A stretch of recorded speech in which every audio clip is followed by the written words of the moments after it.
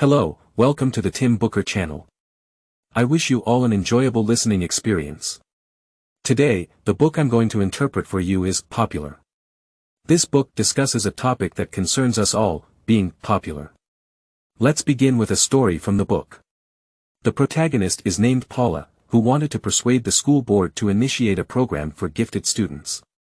She spent 6 months working diligently on a detailed proposal, budgeting, gathering data from similar projects, and even inviting some teachers to support her viewpoint.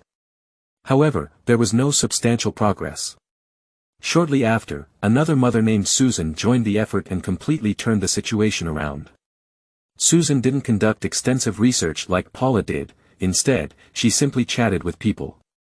Susan mentioned that she had visited her cousin's house last week, and her cousin's child attended a school with a gifted program. She suggested, "Why don't we have one too?" It sounded like an ordinary conversation, but within half an hour, the school board approved the gifted program. The reason was simple: everyone liked Susan and was willing to vouch for her. Paula had mixed feelings. On one hand, she was glad that her goal had finally been achieved, and her child could receive a better education. On the other hand, she felt frustrated that all her hard work had yielded no results while Susan's casual words had resolved the issue effortlessly. In fact, if we were in Paula's shoes, we might also feel uneasy. Being popular and receiving attention seemed to offset real effort. Some people even complain that being popular and unpopular lead to completely different lives. However, at the same time, we don't always wish to be popular or harbor some caution about it. There's common wisdom, such as warning us that popularity comes with more scrutiny and advising us to endure loneliness. It tells us not to care too much about what others think and to follow our inner voice. We can call the level of how popular a person is their popularity score. Should we strive to increase our popularity score? Today's book provides a deeper understanding. The book suggests that there are two different types of popularity: controversial popularity and accepted popularity.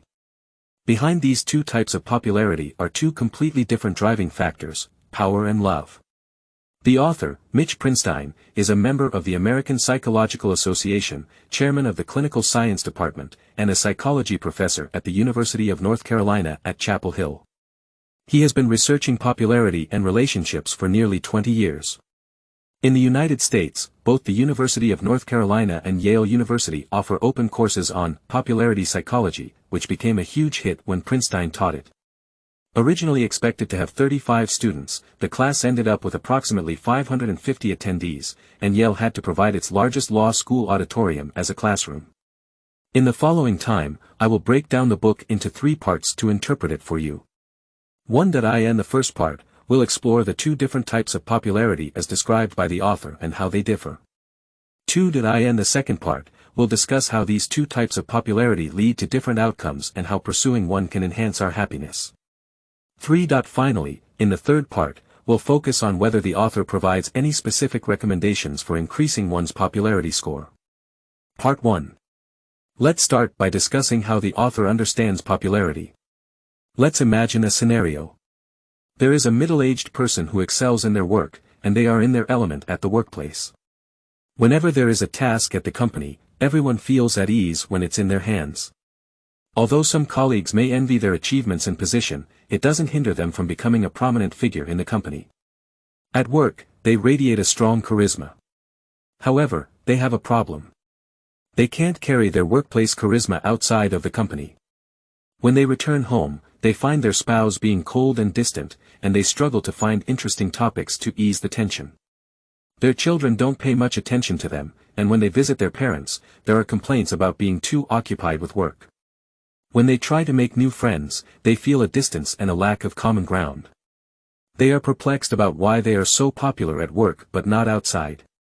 They decide to address this issue seriously. They buy many pieces of jewelry for their spouse, the latest electronic gadgets for their children, and numerous health supplements for their parents. They also make an effort to learn about the latest trends and topics to discuss with friends. However, they find that their efforts don't seem to yield the expected results. They wonder what they should do to be more popular. According to the author of this book, Prinstein, the reason this middle-aged person didn't receive the popularity they expected outside of work is because they confused two types of popularity. The author refers to the degree of being popular as popularity score and divides it into two types: controversial popularity and accepted popularity.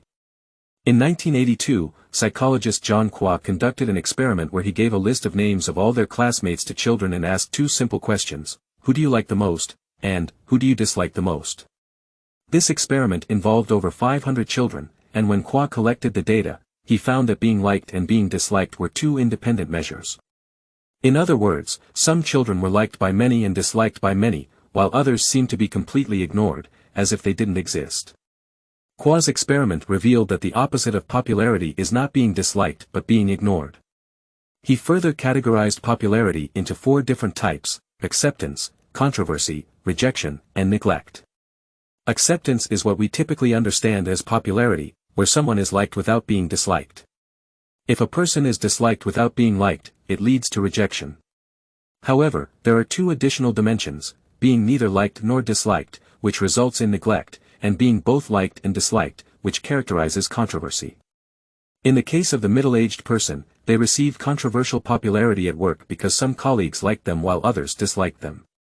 However, outside of work, they hope to receive accepted popularity from family and friends, where everyone liked them without any dislikes. What's the difference between these two types of popularity? The author explains that accepted popularity reflects how much someone is loved and accepted, essentially their likability. On the other hand, controversial popularity is a reflection of one's social status, which is measured by dominance, visibility, influence, and power. In the middle-aged person's example, they were popular at work because of their high status and influence within the company. However, this influence couldn't be carried outside of the company, and they couldn't achieve acceptance and love from family and friends.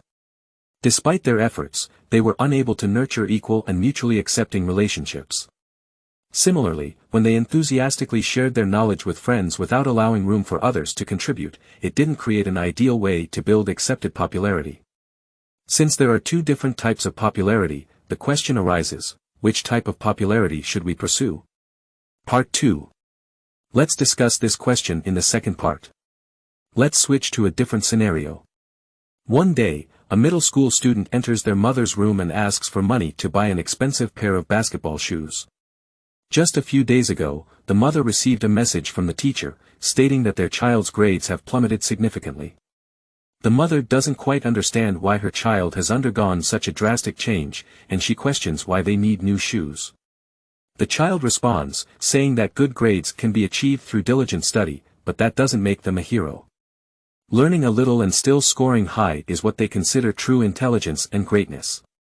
Moreover, many boys in their class have recently bought stylish basketball shoes, instantly making them the center of attention. Other boys are eager to befriend them and play together. The child feels left out, unnoticed, and unpopular in class. They believe that if they can buy the most expensive shoes, they will instantly become the center of attention. Upon hearing this, the mother is taken aback. She remembers that her child used to be obedient and responsible when they were younger, always focused on their studies. She wonders how her child has changed so much since entering middle school and why they've become materialistic. The reasons behind this transformation can still be explained using the concept of popularity. According to Prinstein, as children enter adolescence, they undergo a significant change. Before this stage, children generally adopt the values of adults and consider adults to be cool and mostly right. The prevailing concept during this time is accepted popularity.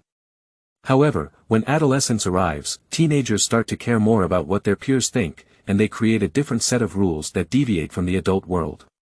During this period, the dominant form of popularity becomes controversial popularity.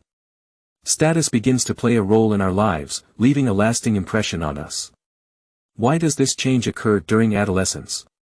This is related to physiological changes. During adolescence, the brain's subcortical region called the ventral striatum is influenced by hormonal changes, leading to additional receptors for oxytocin and dopamine. Oxytocin increases the desire for social contact and relationship enhancement, while dopamine triggers pleasure responses. Simultaneously, the ventral striatum relays neural impulses to other parts of the brain. Some areas, like the ventral pallidum, encourage us to pursue what we desire further. In other words, during adolescence, teenagers experience happiness when they are noticed, appreciated, and admired by their peers, and they become addicted to this feeling. This impulse continues until around the age of 25 when the brain's cortex fully matures, and adults start to think rationally, resist irrational impulses, and gain self-control. However, these impulses don't diminish, so our pursuit of status continues. In the case of the teenager mentioned earlier, the mother is deeply troubled, feeling that her child has become materialistic. She may want to advise her child not to focus on popularity but only on doing what's right. It's not surprising that the mother thinks this way, but Prinstein would argue that completely ignoring popularity is not a good choice. Being unpopular can seriously harm our health. Psychologist Julianne Holt-Lundstad at Brigham Young University integrated data from 148 studies on the association between popularity and the risk of death. The samples covered over 308,000 people worldwide, ranging in age from 6 to 80 years. The research showed that participants with larger social networks had a 50% higher chance of survival than those without social connections. While cohabitation and having a spouse had an impact on average lifespan, it wasn't significant. The most significant benefit came to those who actively engaged in social relationships and had high-quality interpersonal connections. They had a 91% higher chance of survival than those who often remained alone. In other words, high popularity can significantly increase our lifespan. Lack of popularity can directly increase our likelihood of dying, and its impact is even more severe than obesity, lack of exercise, and alcohol consumption, comparable to smoking. Lack of popularity can harm health, and considering that adolescents start to care about popularity due to physiological changes beyond their control, it's not wise to completely ignore it. So, the mother's better choice would be to discuss with her child what kind of popularity they should pursue. The mother can guide the child to think about the following question: do they want people to like their shoes, or do they want people to like them as a person?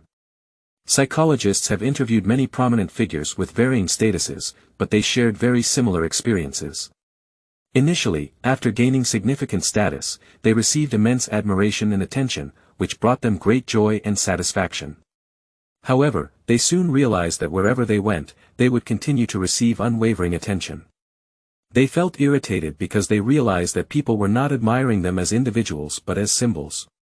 Some said that no matter what they did, millions of people would like them, and they didn't care about their true selves, they cared about their work or fame. They felt like toys displayed in a showcase. Later on, most of them experienced loneliness and depression. As their fame grew, their old friends felt inferior and gradually distanced themselves. Although they were constantly in the spotlight and adored, they felt lonely.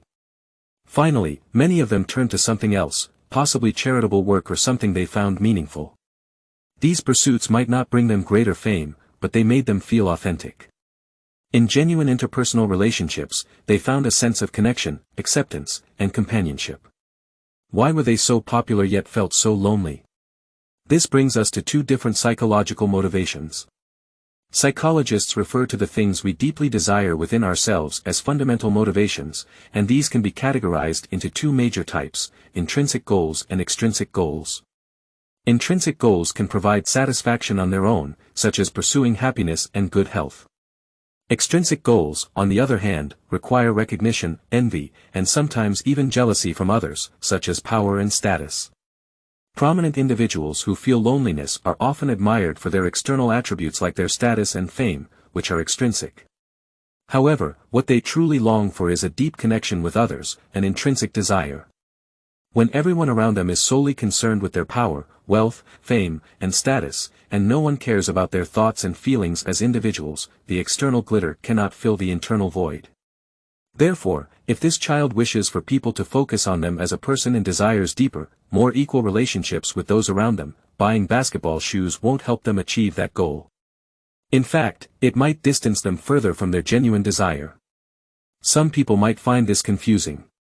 We need to establish ourselves in society, excel in our workplaces or companies, and gain prestige and influence. Some may even think, I'm just too kind, I get bullied every day.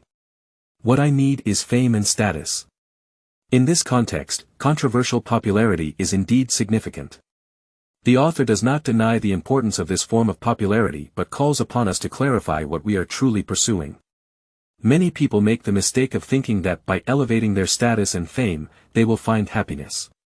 Princeton reminds us that if we seek happiness, we should aim for acceptance by the masses. Pursuing controversial popularity will not bring us warmth and fulfillment. Let's return to the scenario of the child and the mother's conversation. After contemplating for a moment, the child says, "I want people to like me as a person. What can I do to enhance my likability?" This is actually the question that most of us are most concerned about. So, let's get back to the specifics of what can be done. Part 3, let's talk about the interesting advice the author provides in the book. In his book, Princeton calls upon us to focus on the cycle of interaction. As mentioned earlier, Cole categorized children into different types based on survey results, revealing the existence of controversial popularity and accepted popularity. This experiment had a follow-up. Cole wanted to find out if a change in environment would affect a child's popularity. So, he selected children of different types from his survey sample and formed a group. These children came from different schools and had not met each other before. Cole had these children play together for an hour every week and, afterward, while driving them home, researchers would ask them about their likes and dislikes. The research found that after reshuffling into new groups for a period, popular children became popular again, while unpopular children were once again ignored or excluded. Subsequent studies further proved that whether a person is popular is influenced by specific factors. In other words, when it comes to our own popularity, it ultimately forms through repeated interactions with others, even though the people we meet, the settings, and the ways we interact with them may vary. Behind these varied behaviors and interactions, we can identify stable behavior patterns. In psychology, this is referred to as an interaction paradigm. Changing a specific behavior isn't difficult, but altering a behavioral pattern is much more challenging. If a person changes their environment and social circle but still remains unpopular, a significant reason lies in this. For example, if someone is in a romantic relationship with a very nice person and values the relationship highly, they might instinctively feel somewhat anxious, despite knowing rationally that everything is fine.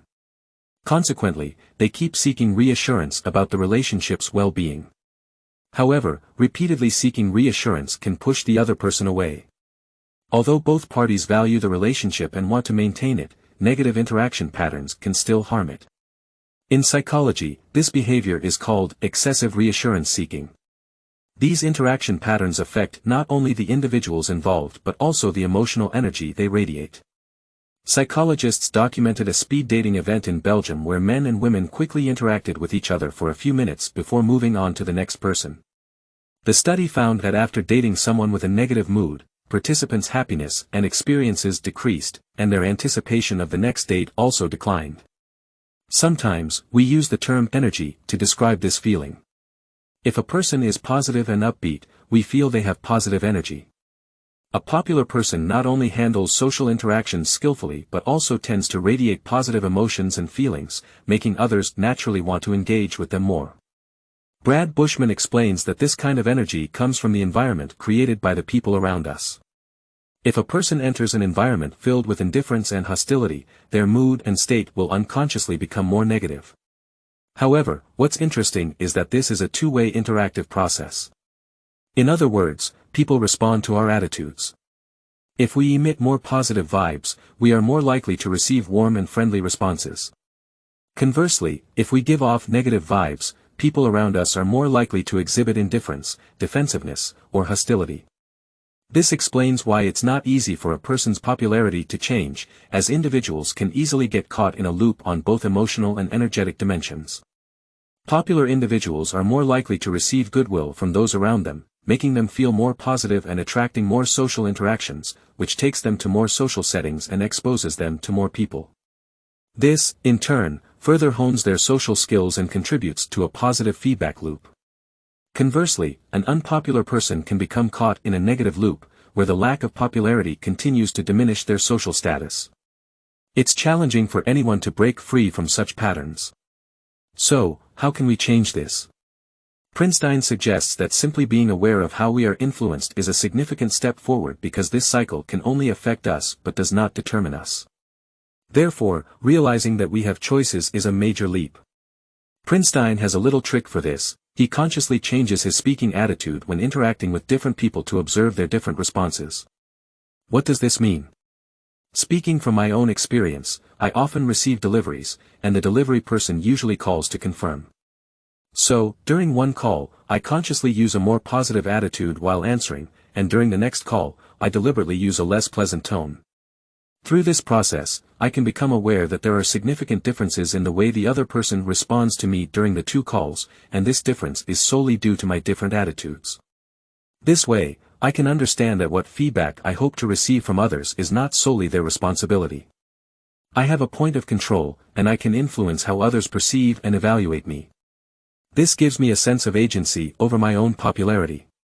Once we realize that we have choices, we can actively promote a positive cycle of popularity, steering it towards a positive direction. This doesn't mean pretending to be exceptionally popular or overly positive. We can make some tangible changes. I once read about a case in which the most popular student in a class was a quiet girl.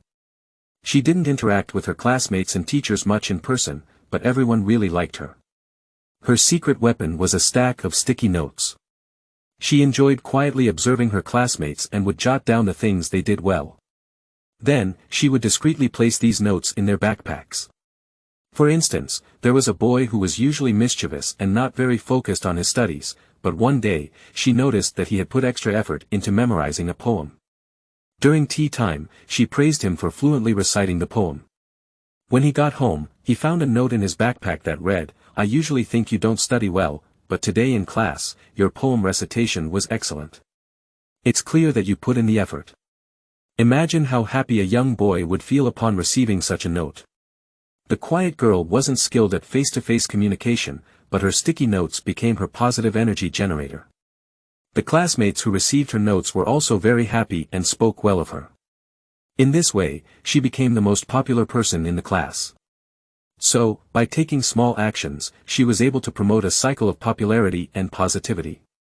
Now, let's discuss another issue. It's not just about taking action, we also need energy. When we're unpopular, we often feel like everything we do is wrong. How can we quickly recharge ourselves and gain the power to make changes? On this matter, Prinstein conducted an interesting experiment with her students at school. They all wore brightly colored clothes with a line of large text that read, "The most popular person in this school." While wearing these clothes, they walked around the campus. This might seem like a silly thing to do, but what's interesting is that everyone who participated in this experiment reported feeling curious. Every person they encountered seemed genuinely interested, friendly, and warm. People approached them to strike up conversations, take photos, and interact with them. The students who experienced this overwhelmingly stated that they had never felt so good before. It turns out that being popular feels like this. Prinstein's method temporarily created a special scenario where individuals became the center of attention and received positive energy from everyone. Some people might be skeptical, thinking that it's just a momentary illusion, and once the experiment ends, they'll return to their previous state. However, Prinstein's follow-up interviews revealed that many students changed their self-perception after the experiment. They approached interactions with classmates more openly and positively, and as a result, many of them genuinely became popular. That one-time attention changed their self-awareness and drove their transformation. Prinstein's method may not be suitable for everyone, but creating a temporary scenario to experience being noticed and accepted is something that each of us can try. Here's a recommended method called compliment bombardment. Gather a group of close friends, sit in a circle, and choose one person. Then, take turns recalling the positive qualities of that person. When giving compliments, avoid using vague adjectives like kind or generous. Instead, try to remember specific instances that demonstrate their positive qualities. This approach tends to be more effective. Once you've finished complimenting one person, move on to the next, so everyone in the group receives compliments from others. By doing this, you can receive support and positive energy from your friends, which can encourage you to pursue personal changes. Alright, I've nearly finished interpreting Prinstein's book for you. Let's summarize. Prinstein suggests that there are essentially two types of popularity, acceptance and controversy. Acceptance means being liked and building connections with people, while controversy is essentially about status. We all have a natural desire to be popular, but it's crucial to understand which type of popularity we truly need. If we seek happiness, we should focus more on acceptance-based popularity. Lastly, regarding how to increase popularity, Prinstein believes that our interactions with the outside world shape our popularity cycle. Therefore, popular individuals tend to become even more popular, while unpopular individuals often face further isolation. Prinstein offers 3 pieces of advice. 1. Be aware that we have choices within this cycle. Our behavior can alter the feedback we receive. 2. Based on this awareness, we can make changes within our capacity and gradually steer the cycle towards a positive direction. 3. We can create a temporary environment where we experience being liked and accepted, providing ourselves with a negative for the next steps in our transformation. So there you have it, the essence of this book. Congratulations on listening to another book. Thank you for your support and attention. Please subscribe to Tim Booker Channel's channel, like, and share this valuable knowledge with your friends. Let's combine wisdom and practice to achieve our financial goals and create a better future. Thank you all, and goodbye.